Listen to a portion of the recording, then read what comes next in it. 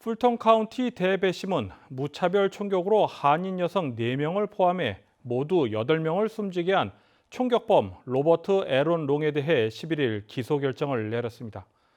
기소장에 따르면 살인과 국내 테러리즘 등 19개 혐의가 적용되는데요. 풀턴 카운티 검찰청의 파니 윌리스 검사장은 증오범죄 혐의도 적용해 총격범 롱에게 사형을 구형하겠다는 의지를 보이고 있습니다. 보도에 김상은 기자입니다. 지난 3월 애틀란타 스파에서 6명의 아시아인을 포함한 8명을 살해한 22세 로버트 애런 롱이 살인, 총기 소지, 테러 혐의 등으로 기소됐습니다. 이번 사건을 맡은 풀턴 카운티 검찰청 파니 윌리스 검사장은 용의자 롱에게 증오범죄 혐의를 적용한 사형을 구형하겠다는 뜻을 밝혔습니다. 다만 조지아주 증오범죄법상 증오범죄는 단독 기소가 불가능해 살인 혐의 등의 증오범죄 혐의를 추가하는 방식으로 진행될 것으로 보입니다. 증오범죄 혐의는 희생자의 인종, 국적, 성별 등을 근거로 들었습니다.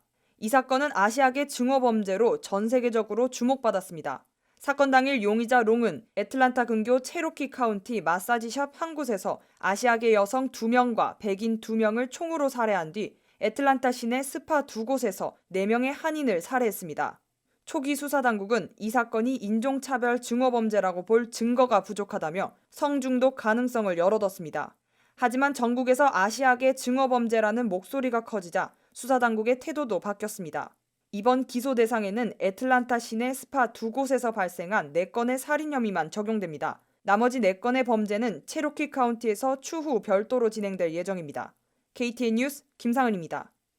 귀넷 카운티 판사 11명이 법원 시스템에 대해 직접 한인 사회에 소개할 예정입니다. 애틀란타 한인회와 조지아 한인 변호사협회는 기자회견을 열고 오는 19일 한인회관에서 귀넷 카운티 판사와 함께하는 심포지움을 개최한다고 밝혔습니다. 애틀란타 한인회 김윤철 회장은 이번 행사 개요에 대해 소개했습니다. 애틀란타 한인회 법률 고문인데요. 이들 많이 오랫동안 준비를 하셨습니다. 그래서 이 행사는 저희 한인회가 주최를 하고 한인 변호사협회가 주관을 합니다. 조지아 한인 변호사협회 제이슨 박 변호사는 이번 심포지움이 매우 뜻깊은 자리가 될 것이라며 기대감을 나타냈습니다. 여기 특히 구넷 한인분들이 많이 사시는 이 구넷 카운티에 어떤 리걸 서비스, 법률 서비스들이 어베일러블한지 그리고 또 어떤 상황에서는 어떤 법의 혜택을 받을 수 있는지 그것을 중심으로 계속 저희가 세미나를 하고 있었는데요. 이렇게 직접 그 법률적인 상황에서 케이스들의 결정을 짓는 판사분 여러분들을 같이 모실 수 있게 되어서 저 너무나 뜻깊은 자리라고 생각이 됩니다. 이번 행사를 준비한 이정원 둘루스 시 법원 판사는 한인사회의 법원 시스템을 소개하기 위해 판사들을 직접 섭외했다고 밝혔습니다. 또한 귀넷 고등법원 판사를 비롯해 주립법원과 행정법원 등 11명의 판사들이 각각 자신의 분야에 대해 직접 설명할 것이라며 평소 법원에 대한 궁금사항이 있으면 직접 판사들에게 물어볼 수 있는 기회가 될 것이라고 말했습니다. 이정원 판사는 행사 당일 질문 시 주의사항에 대해서도 소개했습니다.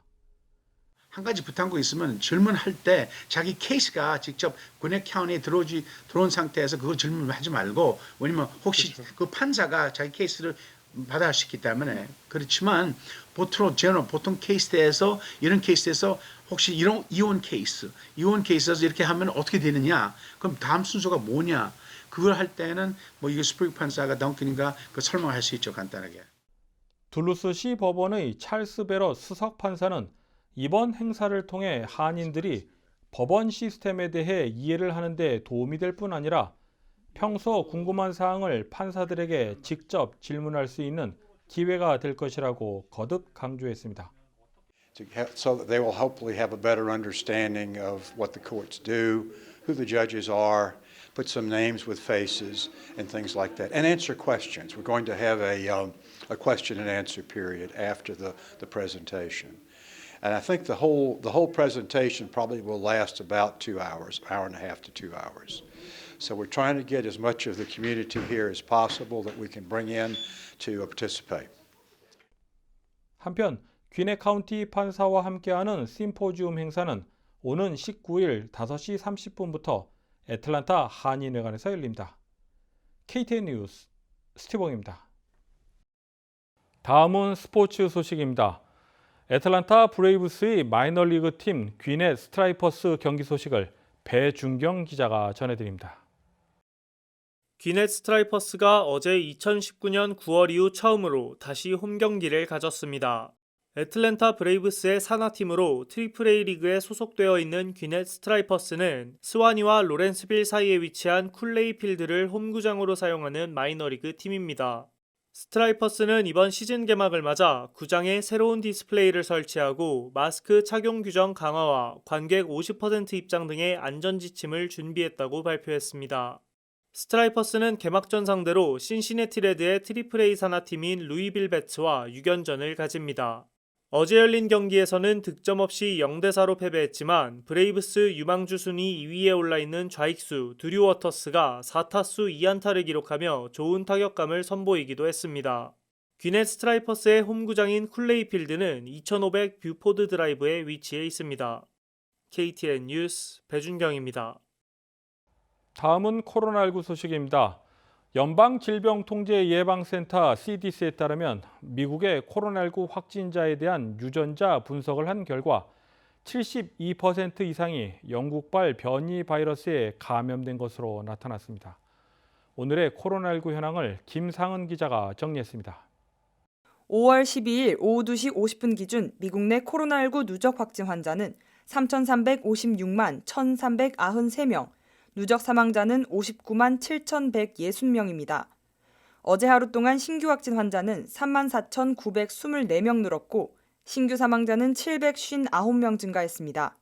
주별 누적 확진 환자는 캘리포니아, 텍사스, 플로리다, 뉴욕, 일리노이 순으로 많습니다. 주별 누적 사망자는 캘리포니아, 뉴욕, 텍사스, 플로리다, 펜실베니아 순으로 많습니다. 다음은 조지아주 코로나19 현황입니다. 오후 2시 50분 집계에 따르면 조지아주의 누적 확진 환자는 88만 7,979명, 누적 사망자는 17,710명으로 집계됐습니다. 신규 확진 환자는 536명 증가했고 신규 사망자는 28명 증가했습니다. 다음은 카운티별 집계입니다. 귀네 카운티 누적 확진 환자 86,879명, 누적 사망자는 1,086명입니다. 화요일 대비 신규 확진 환자는 30명 늘었고 신규 사망자는 3명 늘었습니다. 풀턴 카운티 누적 확진 환자 82,692명, 누적 사망자는 1,288명입니다. 신규 확진 환자는 71명 늘었고 신규 사망자는 1명입니다. 이상 오늘의 코로나19 현황이었습니다.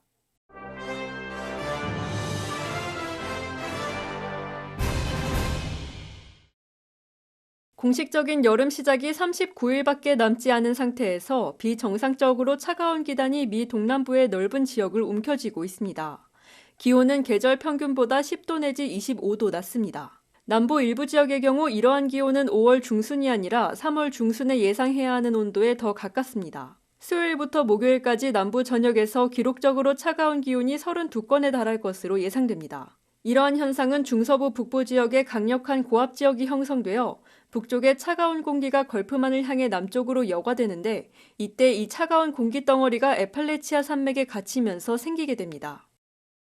미 소비자제품안전위원회 USC/PSC는 트위터를 통해 연료 부족 시 적절한 용기 사용에 대한 안전지침을 발표했습니다. 특별히 가솔린 부족 시 비닐봉지에 채우지 말고 연료용으로 승인된 용기에만 사용할 것을 당부했습니다. 또한 가스통을 사용할 때는 절대로 화기 위나 근처에 가솔린을 붓지 말고 노출된 화기 위에서 인화성 액체를 절대 붓지 말 것을 강조했습니다. 텍사스 휴스턴의 가정집에서 키우던 벵갈 호랑이 한 마리가 주택가에서 종적을 감춰 주민들이 공포에 떨고 있습니다.